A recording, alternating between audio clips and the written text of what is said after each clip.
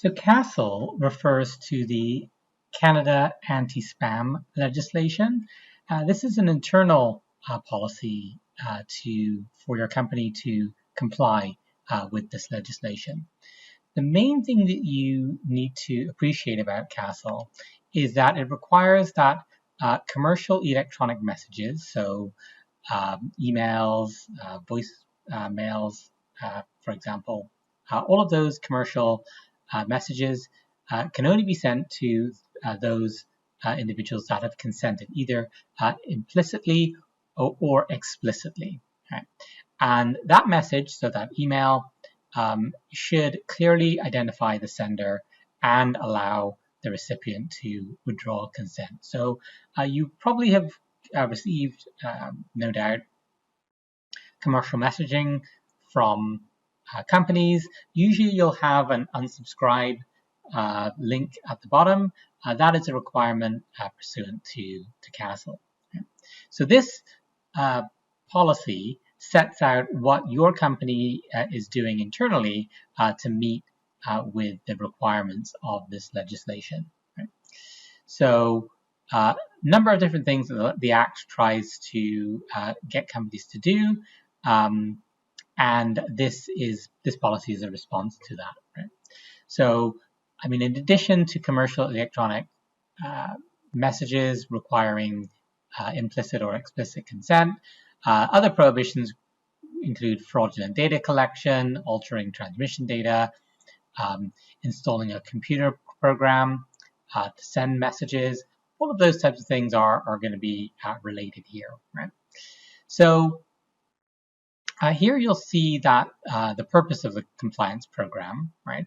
And that you are going to want to make sure that only employees that send commercial electronic messages are authorized to do so. Typically, there is a system in place where you've either collected consent or express consent, which is perpetual, or you rely on an implied consent under what's known as the existing business relationship exception, right? Which you'll have to track to determine the time duration when the last transaction has been made. So here you'll have a definition which is very important of what a commercial electronic message is. It's an email or text message, but one of the purposes is to promote your company's products or services, and the fact that you can't alter transmission data,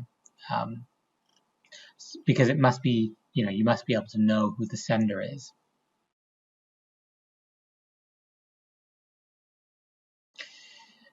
So you want to make sure that the employees are not transmitting any misleading representations. They're not collecting information stored on somebody else's computer system. They're not able to change or interfere with that person's settings. Those are pretty straightforward things you would expect. Right? And so it's really important to comply, because there are stiff penalties associated with non-compliance of this legislation.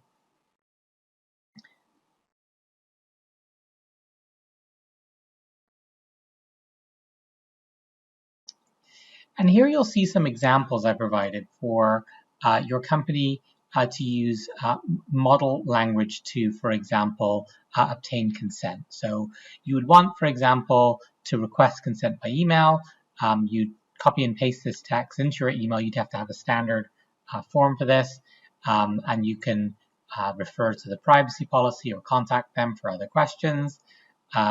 You can also do this by link on a web form. Once you've captured that consent, it's good until the person withdraws their consent or unsubscribes from your communication. Again, if you have an existing business relationship with that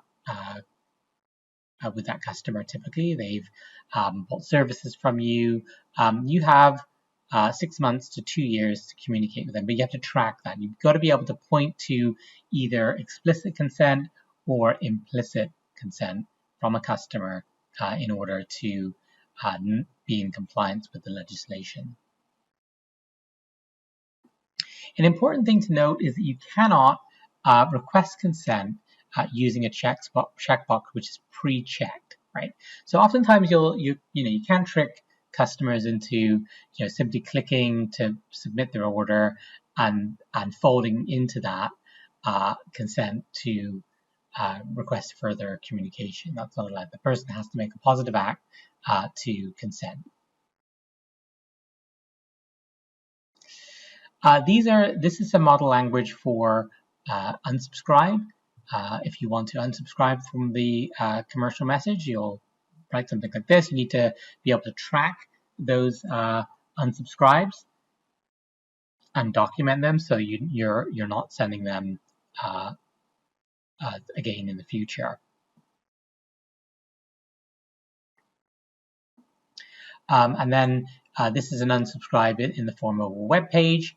You can link and then record that unsubscription and then track that for the future.